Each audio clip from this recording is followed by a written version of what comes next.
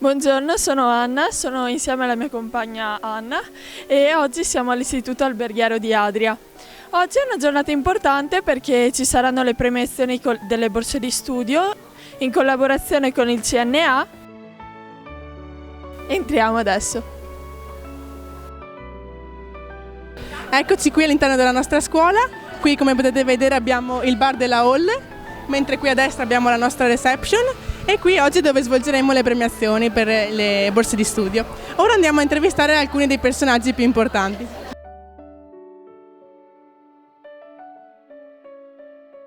Perché il CNA ha deciso di collaborare insieme all'Istituto Cipriani? Buongiorno, sono Salvatore Metrangolo, responsabile dell'area scuola impresa di CNA Padova.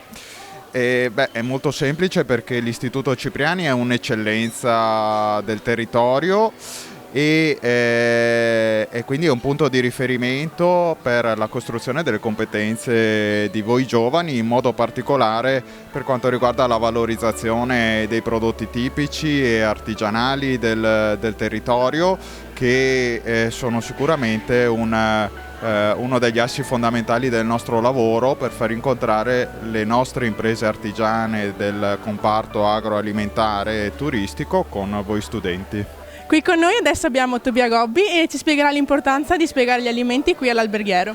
Noi siamo qui in questa fantastica opportunità di mostrare agli ospiti di questa struttura quello che succede nell'alberghiero, quello che i ragazzi fanno e il culmine della preparazione e della formazione dei ragazzi nel corso del percorso scolastico.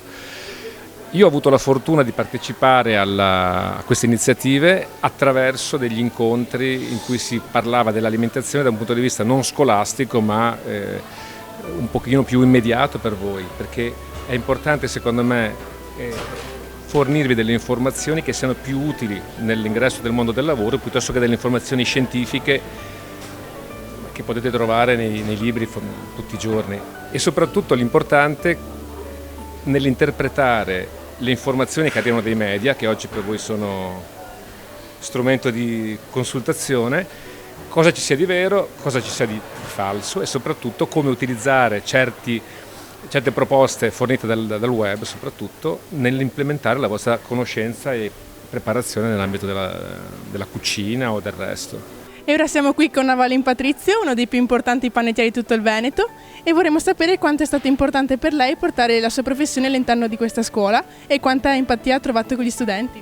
È stato molto importante, primo perché ho visto nei studenti che ho seguito io un interesse molto buono. Poi anche perché questo è un'attività a 360 gradi, quindi nell'alberghiero può andare bene sia chi apre un ristorante, chi apre un bar e chi apre una pizzeria, perché i nostri prodotti servono in tutte e 3, 4, 5 categorie. Ho visto una collaborazione molto assidua, sono molto soddisfatto e ci sarà sicuramente un proseguo di questa collaborazione con l'alberghiero.